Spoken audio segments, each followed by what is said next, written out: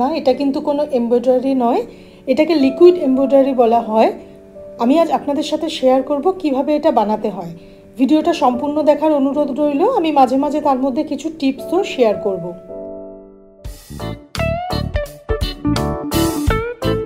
নমস্কার, আমার চ্যানেলে আপনাদের সবাইকে স্বাগত। Welcome to my channel. আমার কাছে একটা হলুদ কাপড়ের টুকরো ছিল, আমি সেটাই নিয়ে নিয়েছি। আপনারা আপনাদের পছন্দ মতো কালার আর ডিজাইন চুজ করে নেবেন। এখানে রাফলি আমি একটা ফ্লাওয়ার ড্র করে নিয়েছি।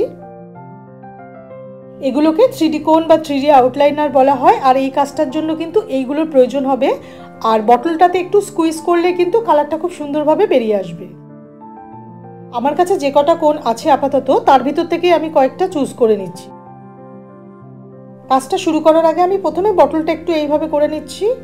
তাতে কি হবে, কালারগুলো একটু মুখের কাছে চলে আসবে। আর কোনো সময় যদি কালারটা একটু কম আসে তখনও কিন্তু এরকম করে নেবেন। লিকুইড এমব্রয়ডারির প্রসিডিওর বা নিয়মটা হচ্ছে, আপনি যে স্টিচটা করতে চাইবেন 3D কোণের সাহায্যে ঠিক সেই রকমভাবে ড্র করবেন। এখানে আমি চেন স্টিচ করব বলে ভেবেছিলাম, তো সেই জন্য আমি পুরো ফ্লাওয়ারটাকেই কিন্তু চেন স্টিচের স্টাইলে করব।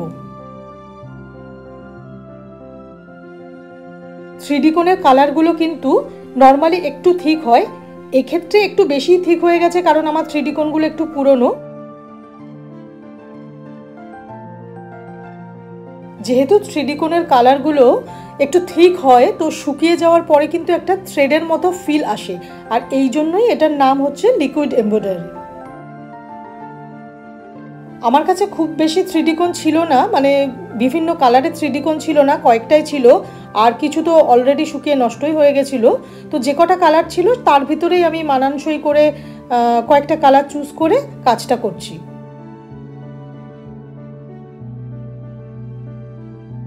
একটা জিনিস এখানে একটু খেয়াল রাখবেন, যে কাছাকাছি লাইন থাকলে একটা লাইন করার পরে পরের লাইনটা একটু ছেড়ে দেবেন। প্রথম লাইনটা শুকিয়ে যাওয়ার পরে পরের লাইনটা করবেন, তো সেক্ষেত্রে কি হবে, কোনো কারণে যদি হাতও লেগে যায় তাহলে কিন্তু কালারটা নষ্ট হবে না। এখানে যেমন আমি লাইট পার্পল কালারের বর্ডারটা দেওয়ার পর মাঝখানের লাইনটাকে ছেড়ে দিয়ে এই নিচের দিকে গ্রিন কালার দিয়ে নিচের কাজটা করছি।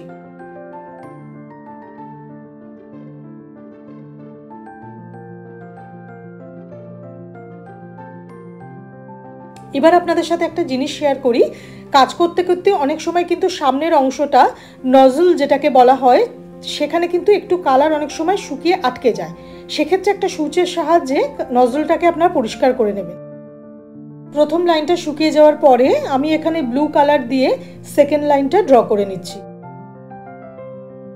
এই 3D কোণগুলোর সাহায্যে কিন্তু আপনারা যে কোনো ধরনের স্টিচ ওয়ার্ক বা এমব্রয়ডারি লুকস ক্রিয়েট করতে পারেন। এখানে আমি চেন স্টিচটা দেখিয়েছি, এইভাবে কিন্তু গুজরাটি স্টিচ বা কাঁথা স্টিচ, জারদৌসি ওয়ার্ক, সমস্ত ধরনের লুকসগুলো কিন্তু এর সাহায্যে আপনারা ক্রিয়েট করতে পারেন। এই ধরনের ভিডিও দেখতে যদি আপনারা পছন্দ করেন তাহলে আমার চ্যানেলটিকে কিন্তু অবশ্যই সাবস্ক্রাইব করে রাখবেন, আর ভিডিও দেখে ভালো লাগলে লাইক কমেন্ট শেয়ার করবেন। ভিডিও নোটিফিকেশনের জন্য বেল আইকনটা প্রেস করতে কিন্তু ভুলবেন না। বাইরের অংশগুলো কিন্তু সম্পূর্ণ শুকিয়ে গেছে। এরপর ভেতরের অংশটাতে আমি গোল্ডেন কালার দিয়ে জাস্ট লাইন টেনে নিচ্ছি। প্রথমে আমি এখানে ব্ল্যাক কালার ইউজ করব ভেবেছিলাম, পরে আবার কিন্তু গোল্ডেন কালারে চলে এলাম, কারণ আমার মনে হয়েছিল যে গোল্ডেন কালারটা ইয়েলো ব্যাকগ্রাউন্ডে খুব বেশি প্রমিনেন্ট হবে না, আবার কিন্তু ভেতরটা বেশ একটু ভরাট ভরাটও লাগবে। এরপর এই মাঝের অংশটাতে কয়েকটা ডট ডট মতো করে নিচ্ছি ব্রাউন কালারের সাহায্যে।